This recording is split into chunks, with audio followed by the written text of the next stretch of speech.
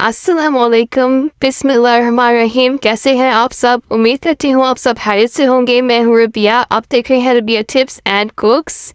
एक बार फिर हाजिर हूँ नई रेसिपी के साथ। शुरू करते हैं बिस्मिल्लाहिर्रहमानिर्रहीम। रेसिपी को स्टार्ट करते हैं तो आ जाए मेरे साथ। मैं आपको बताती हूँ कि किस तरह स्टार्ट करना है। 2.5 किलो मेरे पास पालक है। ये पालक मैंने ले ली है। अब पालक बनाना शुरू करते हैं, काटना शुरू करते हैं। ये देखिए पालक हमने इस तरह काट लेना है। इसको सेपरेट कर लेंगे। अब इस पालक में से इस तरह से उठाना है। हमें आधी आधी डंडी के साथ चाहिए ये। और तमाम पालक को इसी तरह काट लेना है। अगर आप काटने से पहले धोना चाहो तो धो सकते हैं, लेकिन मैं इसको काट कर ही वॉश करूँगी। मुझे बहुत इजी लगता है काट कर वॉश करना। मैंने पालक को साफ कर लिया है और अब मैं इसे बारीक बारीक काट लूंगी। आपने भी इसे बारीक बारीक काटना है और इसकी जो डंडियाँ है वो ऊपर से हम उतार लेंगे। जितनी हमें ज़रूरत है वो हम रख लेंगे। आप अपने हिसाब से कर सकते हैं। अब ये देखिए मैंने इसे बारीक बारीक काट लिया।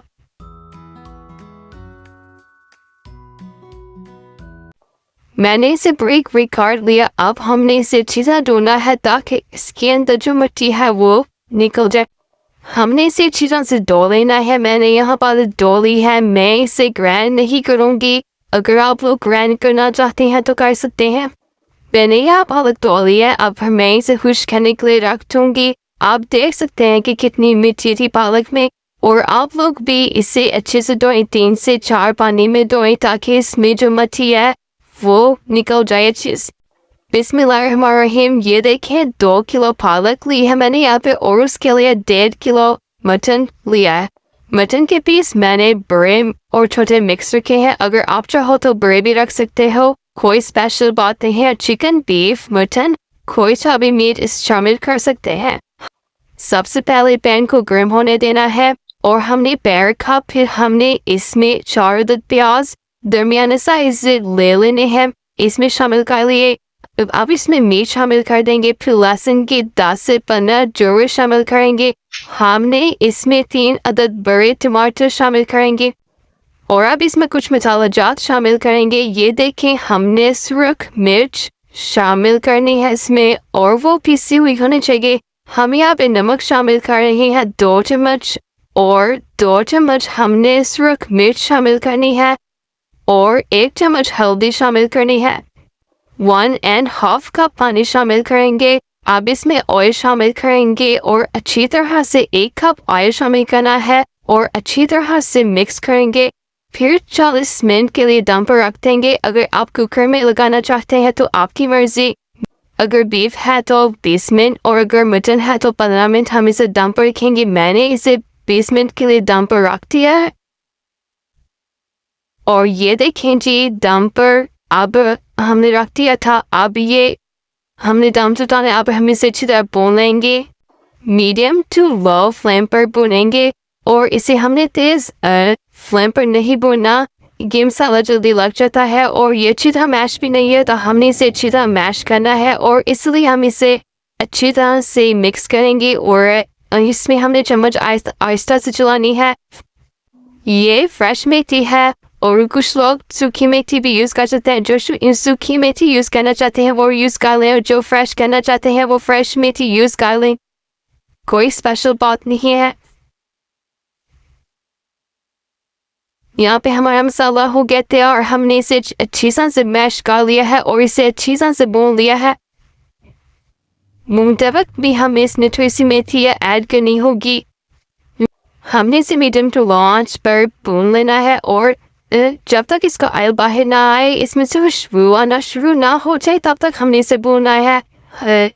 देखें जी हमारा मसाला हो गया तैयार। अब इसमें पालक शामिल कर देंगे और थोड़ी थोड़ी करके पालक शामिल करेंगे ताकि ये पैन से बाहर ना गिरे और हम इसको अच्छी तरह से मिक्स करेंगे।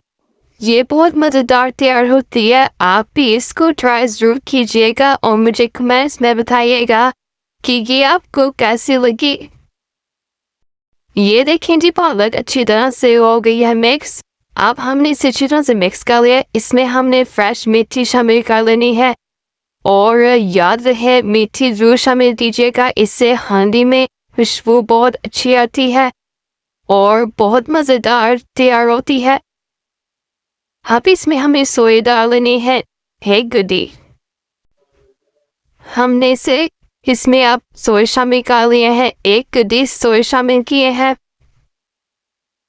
और इसे भी हम अच्छी तरह से मिक्स करेंगे और मिक्स करके हम इसे 5 मिनट के लिए या 10 मिनट के लिए दम पर छोड़ देंगे। अगर गोश्त गल गया है तो आप 5 मिनट के लिए छोड़ दें। अगर आपका गोश्त नहीं गला तो आप इसे 15 मिनट के लिए दम पर कवर करके छोड़ दें और इसको पकने देना है। आपने कहीं नहीं जाना, आपने इसके पास ही बैठना है। इसके पास ही बैठना है। पालक को गुस्सा आ जाता है और ये बाहर उबल के बाहर आ जाएगी। ये देखें जी, पालक तैयार हो गई है। अब इसमें हम मूली शामिल करेंगे। मूली को ऐसे बारीक बारीक काट लेना है ताकि ये इसके साथ अच्छे से गल जाए। अब इसे लो फ्लेम पर भून लूँगी ताकि इसका ऑयल बाहर आए। आप लोगों ने ऑयल इसमें ज़्यादा इस्तेमाल करना है, कम ऑयल इस्तेमाल नहीं करना। उससे आपकी हांडी बहुत अच्छे से तैयार होती है और उसका टेस्ट बहुत अच्छा आता है।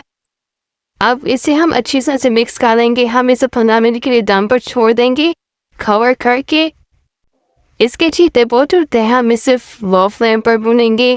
ये देखें हमने भून लिया और आप देख सकते हैं कि ऑयल बाहर आ गया है। अब हमारी हांडी तैयार हो गई है। अब इसे हम डालेंगे, सर्व करेंगे और मज़े से खाएंगे। यकीन करें कि बहुत मज़े की तैयारी है। अगर आपको मेरी वीडियो पसंद आई हो तो लाइक करें, सब्सक्राइब करें, शेयर करें और मुझे दुआ में याद जरूर रखिएगा। खुदा हाफिज़।